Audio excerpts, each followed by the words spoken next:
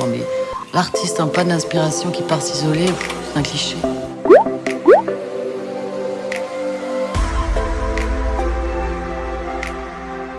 Oui, je pense que c'est la période qui a permis de réaliser toute cette maturation peut-être pendant des années. Et c'est le fait de tout d'un coup être interrompu dans le travail et de nous obliger un peu à nous retrouver tous face à nous-mêmes qui je pense, a fait que ce film existe. Ouais, ça c'est sûr. Histoire. Je suis venu ici pour m'isoler.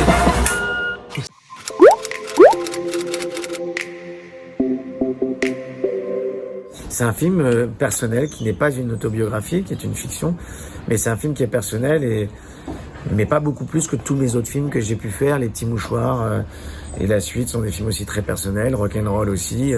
On met toujours de soi dans ce qu'on raconte et c'est heureusement d'ailleurs parce que ça nous permet de savoir ce qu'on raconte et d'être honnête et sincère avec le public et surtout que le public puisse s'identifier, se reconnaître dans le personnage en fait. C'est très calme. Tu peux m'expliquer pourquoi tu penses à moi quand tu baisses ta maîtresse?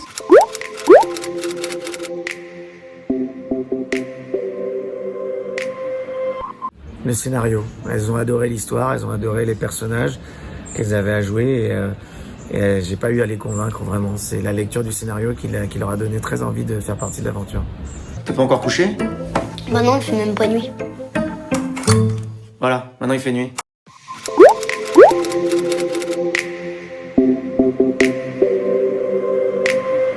Ouais, totalement, ouais, totalement. Et puis le film est assez barré, assez décalé, et il fallait que les personnages puissent entrer et sortir avec une vraie liberté. Et j'avais envie d'avoir simplement cette liberté sans avoir à nommer ou identifier les personnages. Je trouvais ça très intéressant.